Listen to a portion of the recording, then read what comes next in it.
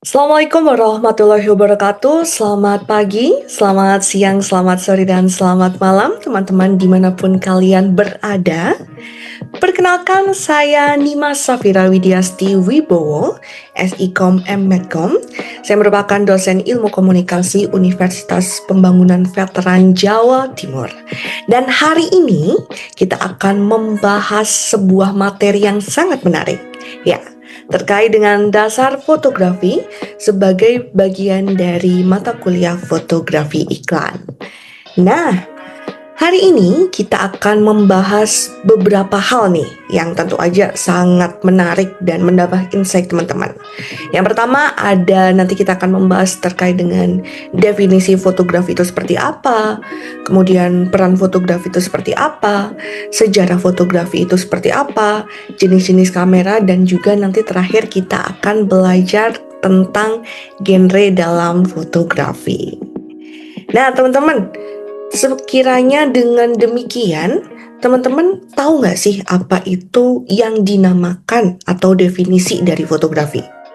Fotografi sendiri itu berasal dari bahasa Yunani yang artinya pos atau potos, yaitu adalah cahaya. Dan kemudian grape atau grapos yang artinya melukis atau menulis. Jadi fotografi itu bisa dikatakan sebagai sebuah hal terkait dengan melukis dengan cahaya.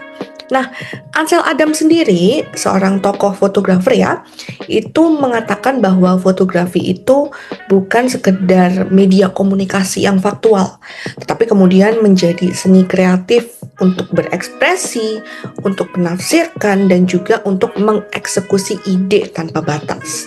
Kemudian ada juga Elliot Erwitt yang mengatakan fotografi itu sebagai sebuah seni observasi yang kemudian dia dapat menentukan sesuatu yang menarik di tempat biasa.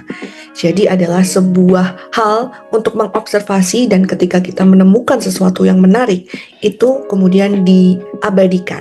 Jadi itu bukan soal apa yang dilihat, tetapi bagaimana cara kita melihat suatu hal.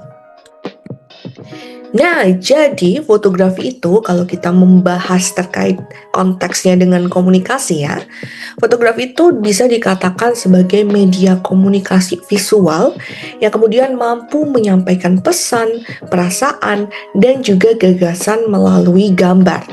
Nah, media visual ini kemudian itu dapat digunakan untuk menyampaikan pesan, informasi, dan juga emosi. Jadi tidak hanya merekam objek, tetapi dia juga membawa makna dan juga interpretasi. Nah, hal ini itu berfungsi sebagai bahasa universal. Jadi, foto itu bisa dianggap sebagai bahasa universal yang dapat dipahami oleh semua dan cepat untuk dipahami. Jadi foto itu dimanfaatkan untuk informasi, misalnya foto-foto jurnalistik, untuk persuasi ya, misalnya contohnya untuk iklan, untuk campaign, kemudian untuk ekspresi berkenaan dengan artistik atau juga personal diri ya, dan kemudian untuk dokumentasi, jadi menggambarkan identitas dan juga untuk mengarsipkan suatu fenomena atau kejadian, seperti itu. Nah, kemudian peran fotografi itu banyak macamnya. Salah satunya adalah untuk menyampaikan pesan secara faktual. Misalnya nih, dalam foto jurnalistik yang dia mendokumentasikan peristiwa secara nyata. Kemudian juga ada media ekspresi nih. Fotografer di sini itu dapat menuangkan emosi, sudut pandang, dan juga interpretasinya dari sebuah foto. Dan kemudian yang terakhir untuk alat persuasi.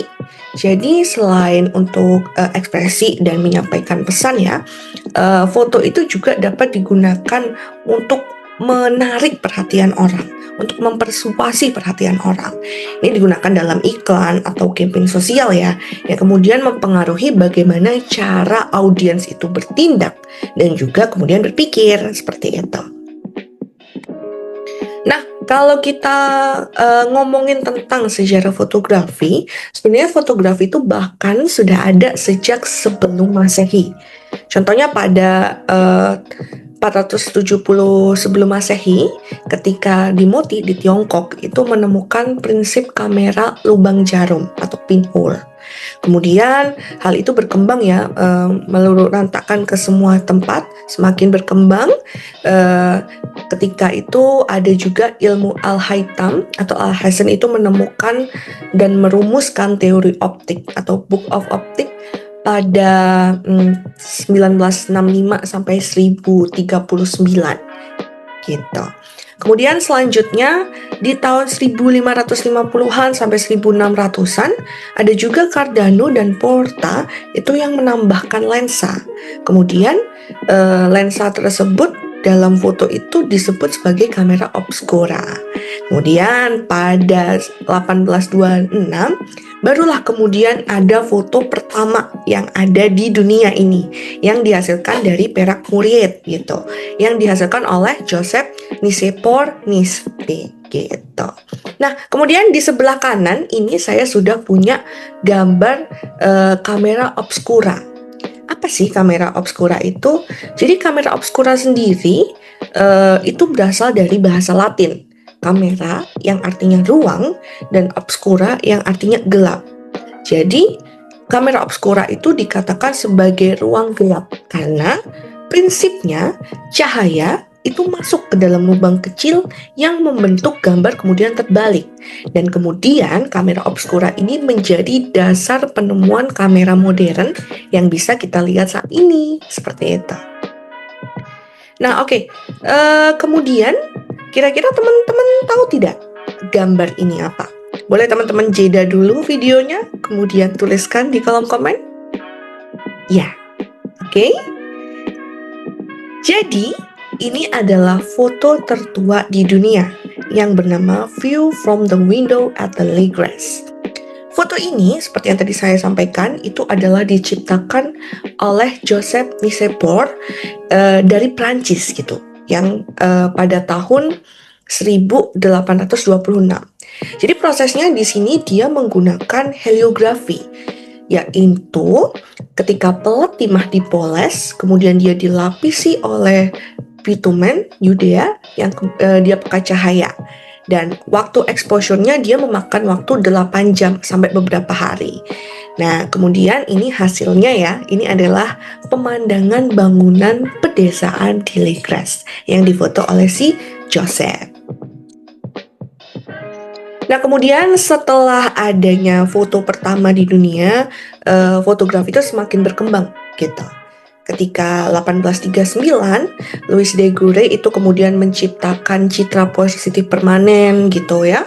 Kemudian berlanjut ketika 1835 sampai 1840-an ada William Henry Fox Talbot itu yang menemukan calotype ya, yang negatif dan positif itu. Kemudian 1888 George Eastman itu kemudian meluncurkan kamera Kodak ya, yaitu adalah kamera dengan film gulung yang sampai saat ini mungkin masih ada ya. Kemudian 1923 ada Leica yang hadir dengan kamera 35 mm pertama gitu.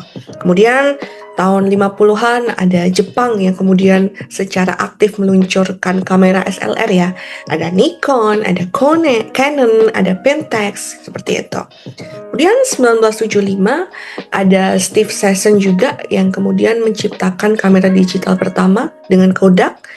Kemudian di era 90-an sampai 2000-an itu kamera digital begitu berkembang pesat. Apalagi kemudian ada ponsel-ponsel kamera ya yang juga sudah support untuk fotografi gitu.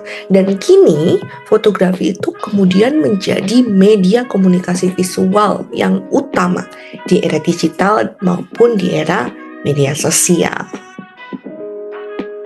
Nah, selanjutnya teman-teman, kalau kita tadi sudah bahas sejarah ya, kita juga sudah bahas apa itu fotografi, kita akan membahas kemudian jenis-jenis dari kamera. Oke? Ada beberapa macam jenis-jenis kamera, itu didasarkan cara bidik, dari teknologinya seperti itu ya.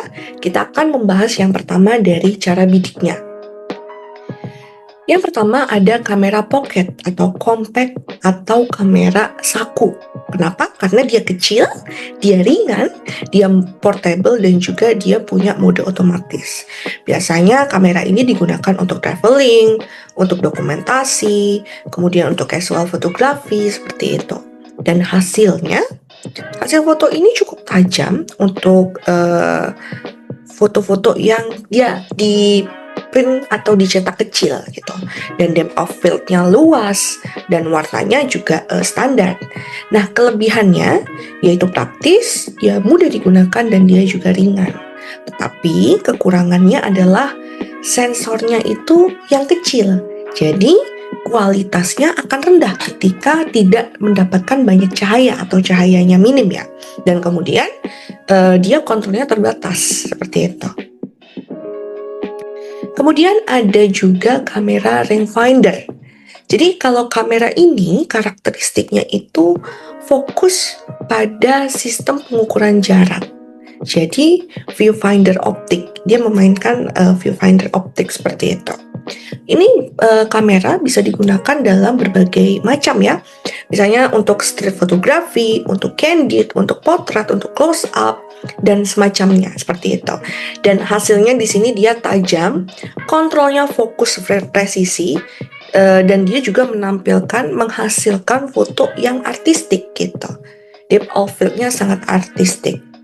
Kelebihannya dia cepat, dia presisi pada fokus, dan dia juga sangat ringkas gitu. Tetapi kekurangannya di sini adalah kita itu tidak bisa melihat langsung lewat lensa. Jadi ya kita langsung foto aja gitu. Dan learning curve-nya juga agak tinggi. Jadi kita tidak bisa melihat apakah foto kita hasilnya bagus seperti itu. Contohnya ya, ini ada dari Leica M series seperti itu. Kamera-kamera punya Leica. Contohnya gambarnya ada di samping kanan ini. Kemudian ada juga kamera yang kedap pada air gitu, kamera bawah air. Maka kalau kamera bawah air dia pasti sudah tahan air nih. Kemudian dia bisa dibawa menyelam. Kadang DSLR juga bisa plus housing kedap air gitu. Kegunaannya dia bisa digunakan untuk fotografi bawah laut nih, dan juga untuk memotret atau mengabadikan flora dan fauna yang ada di laut. Hasil fotonya overall itu warna hijau dan biru lebih dominan.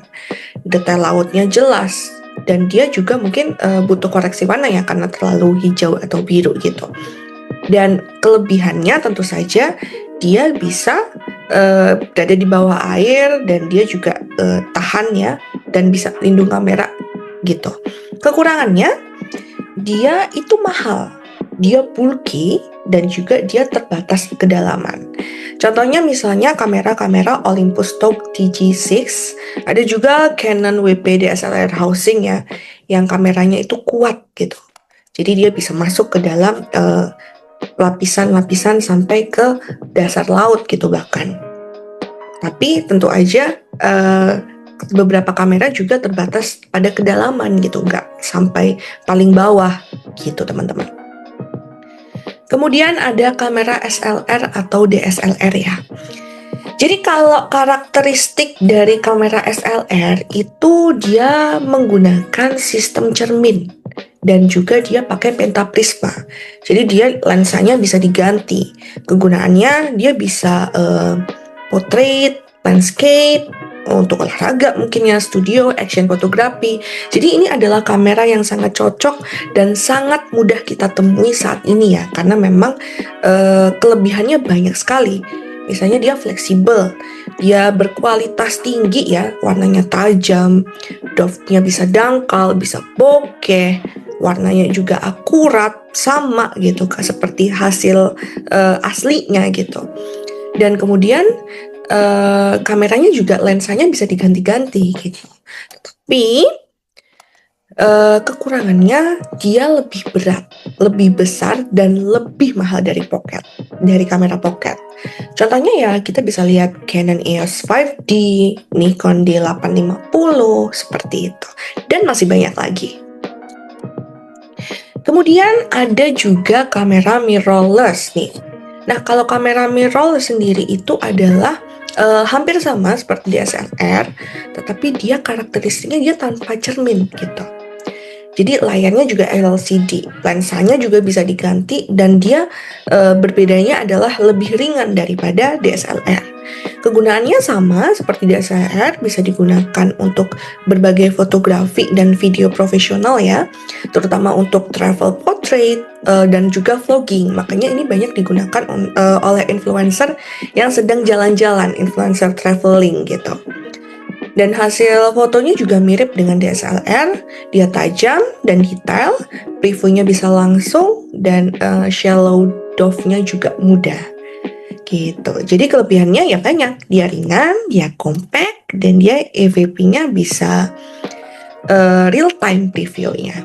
Tapi kekurangannya dia bisa cepat habis dan beberapa mungkin viewfindernya sangat kecil ya, jadi sangat agak sulit untuk melihat hasil gambar.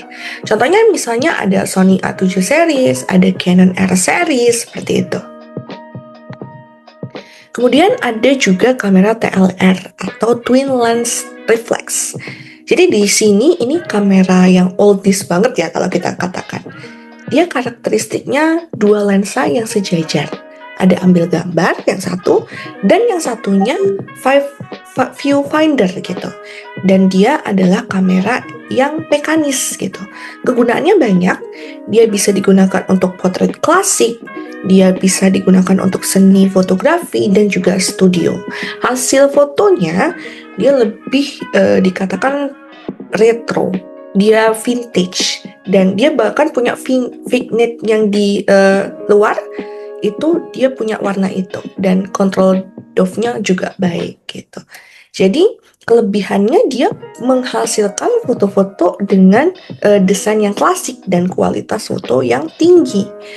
Tapi tentu saja kekurangannya adalah dia berat, dia sulit dioperasikan, dan dia juga lambat untuk dioperasikan. Contohnya kita bisa lihat Rolleiflex ya, kamera-kamera dari Rolleiflex. Contohnya seperti ada di samping saya ini. Selanjutnya ada kamera medium format. Nah, kalau kamera medium formatnya adalah sebuah kamera dengan film atau sensor yang dia lebih besar daripada 35 mm. Jadi kualitasnya sangat amat tinggi. Biasanya digunakan untuk fashion, digunakan untuk landscape, digunakan untuk foto studio, dan kemudian untuk cetak banner yang besar gitu.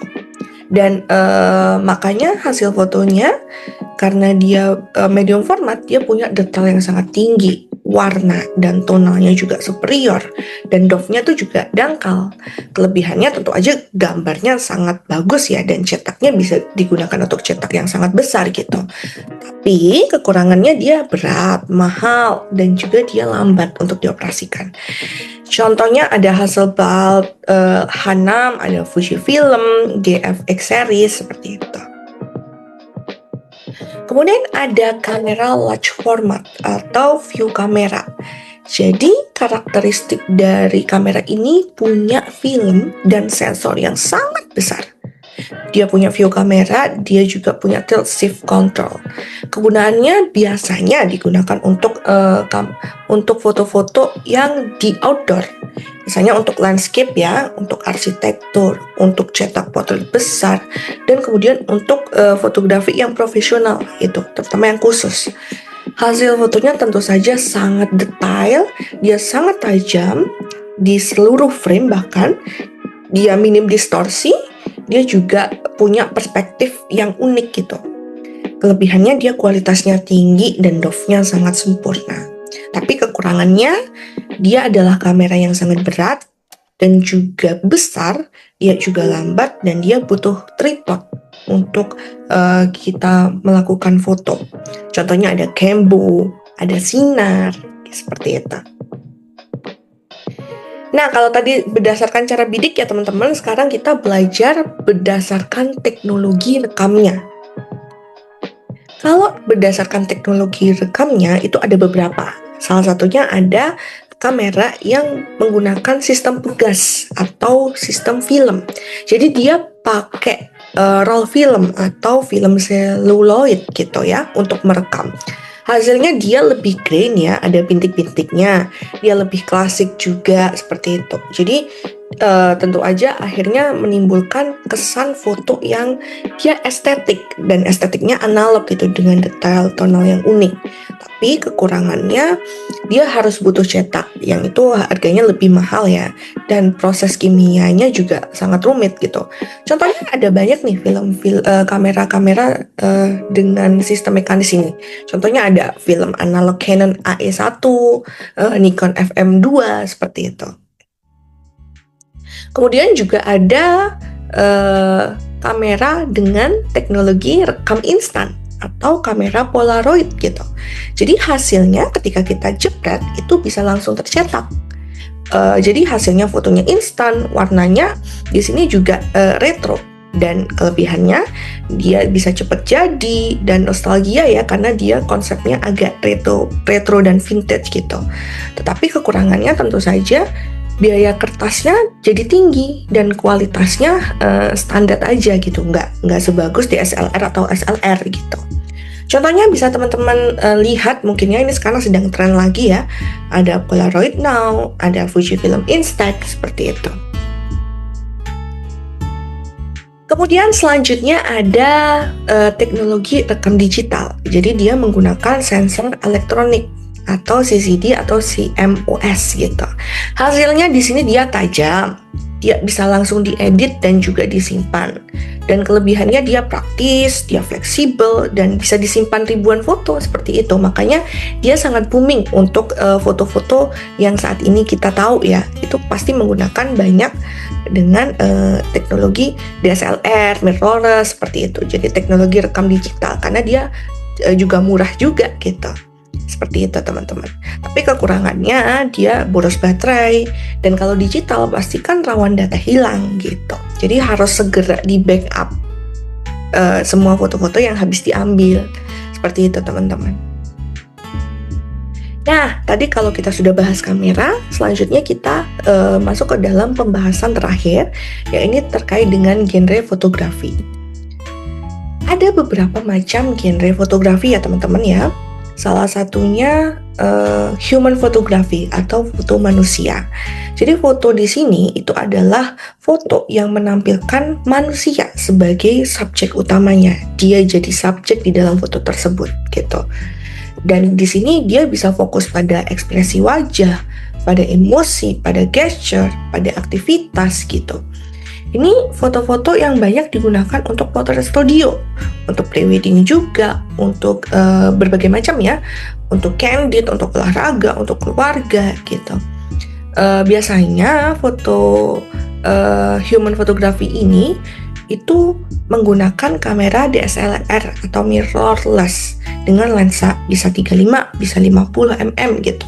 Jadi dia pakai portrait lens atau bahkan bisa menggunakan lensa tele untuk mendetailkan ekspresi seperti itu. Dan ini juga membutuhkan pencahayaan yang bisa natural, bisa artificial, yang kemudian akan sangat menentukan mood dari subjek yang difoto itu.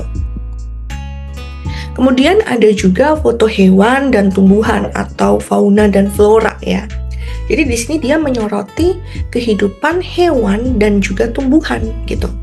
Dan dia bisa makro dengan detail kecil ya. Contohnya foto semut itu, ada juga wildlife dengan foto-foto alami atau juga bahkan foto underwater. Jadi di sini kalau kita foto fauna dan flora itu pasti fotografernya harus butuh kesabaran dan juga kepekaan, karena kita menunggu momen untuk menjepret flora dan fauna yang kita inginkan seperti itu. Jadi mungkin ya telefoto lens itu digunakan untuk hewan liar ya. Jadi dia bisa zoom walaupun dari jarak jauh. Dan kemudian macro lens bisa digunakan untuk foto tumbuhan dan serangga yang kemudian kita bisa detailkan bentuknya yang kecil gitu, misalnya serangganya. Jadi ini sering digunakan ya untuk edukasi, konservasi, bahkan juga dokumentasi ilmiah. Selanjutnya ada juga foto pemandangan atau landscape photography. Jadi di sini itu menggunakan alam maupun pemandangan kota yang difokuskan. Jadi sudut pandangnya luas, horizonnya jelas, dan dia sering menggunakan cahaya natural atau matahari, bisa golden hour atau juga blue hour gitu. Jadi misalnya contohnya teknik fotonya bisa long exposure ya untuk air terjun, wide angle untuk hutan atau gunung gitu, dan juga mungkin cityscape untuk memotret foto kota pada malam hari. Biasanya bisa menggunakan kamera DSLR atau mirrorless dengan wide lens-nya berkisar sekitar 16-35 mm. Dan kemudian tentu aja biasanya kalau landscape fotografi itu membutuhkan tripod untuk menyangga agar kamera stabil. Dan biasanya landscape fotografi biar dia lebih ciamik ya, dia lebih memperkuat atmosfer, dia digunakan ada editing warna gitu. Jadi ada tone mappingnya untuk memperkuat rasa dari atmosfer dari pemandangan tersebut gitu.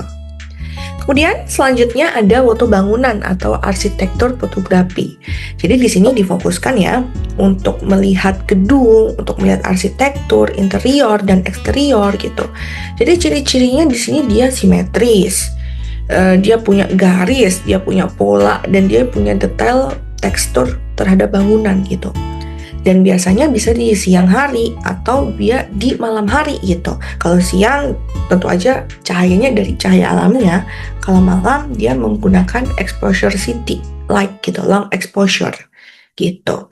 Bisa digunakan lensanya contohnya seperti menggunakan wide lens atau tilt shift lens untuk menjaga proporsi garis vertikal gitu agar dia lebih balance, lebih seimbang, komposisinya lebih bagus. Dan arsitektur fotografi ini biasa digunakan untuk dokumentasi heritage kebudayaan ya, promosi properti juga bisa, atau kemudian portofolio dari arsitek gitu. Ada juga foto benda atau still life gitu. Jadi di sini difokuskan bukan pada manusia, bukan pada hewan, tetapi fokus gambarnya difokuskan pada benda mati atau produk makanan, produk kerajinan gitu. Jadi dia fokusnya pada detail estetika, tekstur, dan juga pencahayaan yang kemudian terkontrol. Studio setupnya bisa backgroundnya netral, lightingnya lembut, bisa juga flat lay ya dari atas dan juga atau close up gitu. Bisa biasanya digunakan kamera model DSLR atau mirrorless ya, dengan lensa yang makro untuk mendetailkan dan juga tripod gitu agar tetap seimbang dan konsisten. Dan biasanya still life ini digunakan untuk kebutuhan iklan, komersil, dan juga kemudian untuk branding gitu teman-teman. Selanjutnya ada juga foto komersial dan juga iklan gitu, atau kita sebut sebagai komersial fotografi. Jadi di sini foto itu difokuskan untuk promosi produk, untuk promosi jasa, campaign sosial, dan visual persuasif yang menekankan keunggulan atau produk atau ide gitu. Jadi dia bisa berupa lifestyle, foto, still life, dan juga kemudian storytelling gitu. Dan dia bisa disesuaikan objek, lighting setup wajibnya seperti itu, karena dia biasanya dilakukan di dalam studio gitu. Dan biasanya ini umumnya komersial foto itu membutuhkan proses editing atau post production intensif ya, agar hasil fotonya lebih terlihat menggiurkan dan menarik untuk dijual atau dipasarkan. Seperti itu teman-teman. Selanjutnya ada foto jurnalistik atau fotojournalism. Jadi di sini dia difokuskan untuk mengabadikan peristiwa nyata, misalnya news value ya. Dan itu foto jurnalistik itu satu ciri-cirinya adalah harus faktual dan dia tidak boleh dimanipulasi. Kemudian dia juga harus memenuhi 5W 1H. Biasanya ada spot news ya, ada daily life, ada isu-isu sosial dan budaya yang difotokan tersebut gitu. Dan biasanya menggunakan kamera DSLR atau mirrorless yang cepat dan serbaguna gitu. Jadi dia menggunakan bukan lensa yang fix, yaitu sekitar mungkin lensa yang bisa digunakan 24-70 mm atau bahkan 70-200 ketika kita melihat foto dari jarak jauh gitu misalnya. Dan di sini fotografi jurnalisme itu dituntut fotografer itu dia harus cepat, tanggap, dan kemudian dia juga peka terhadap momen-momen penting. Kemudian ada juga foto jalanan atau street photography. Itu adalah foto yang digunakan untuk melihat kehidupan sehari-hari di ruang publik. Jadi dia spontan, dia candid, dan dia juga penuh storytelling. Dan di sini tujuannya itu untuk mengabadikan interaksi manusia dengan lingkungan, interaksi manusia dengan manusia gitu ya. Dan biasanya dilakukan di lingkungan kota. Biasanya digunakan kamera-kamera ringan yang tidak berat seperti mirrorless, rangefinder, lensanya juga bisa bermacam-macam ya. Bisa 35 mm, 50 mm seperti itu. Jadi di sini foto jalanan itu harus kuat dalam human interest-nya. Karena dia sering dekat dengan seni dokumenter. Kemudian ada juga foto seni atau artistik atau fine art photography. Jadi di sini adalah foto yang difokuskan untuk ekspresi personal dari fotografer. Jadi dia lebih menekankan konsep, ide, estetika, kemudian daripada dokumentasi. Biasanya foto ini bisa dimanipulasi, bisa staging, atau juga merupakan eksperimen visual dari fotografernya. Biasanya fotonya juga fleksibel ya, bisa mirrorless, DSLR, bisa digital, bisa analog, dan biasanya menggunakan editing yang dominan gitu. Jadi dia sering dipamerkan di galeri seni atau juga kompetisi kreatif karena memang sangat menarik dan unik foto-foto dari fine art photography ini. Kemudian ada juga foto dokumenter atau documentary photography, yaitu adalah foto yang digunakan untuk melihat, untuk memotret, untuk mengabadikan fenomena sosial, budaya, atau sejarah secara mendalam gitu. Hasilnya naratif, dia punya story, dan biasanya nggak sekali jepret gitu. Jadi di sini fotografer dituntut untuk mengikuti satu objek dalam jangka yang panjang gitu. Dan biasanya menggunakan DSLR atau mirrorless ya, yang lensanya fleksibel, yang bisa diganti-ganti. Karena dia lebih menekankan cerita, isinya, daripada teknisnya. Dan biasanya foto dokumenter ini digunakan sebagai bahan penelitian, arsip budaya, ataupun kemudian edukasi publik. Gitu teman-teman, sekian dari diskusi kita pada hari ini. Teman-teman kalau masih bingung atau teman-teman masih kepo terkait dengan fotografi, bisa komen di bawah ini. Atau bahkan teman-teman mungkin mau diskusi atau cerita terkait dengan genre fotografi apa sih yang paling seneng teman-teman lakukan gitu. Apa yang pernah teman-teman lakukan dan bagaimana keseruannya atau ceritanya. Oke? Sekian dari saya, selamat siang, selamat pagi, dan selamat malam. Wassalamualaikum warahmatullahi wabarakatuh. Terima kasih.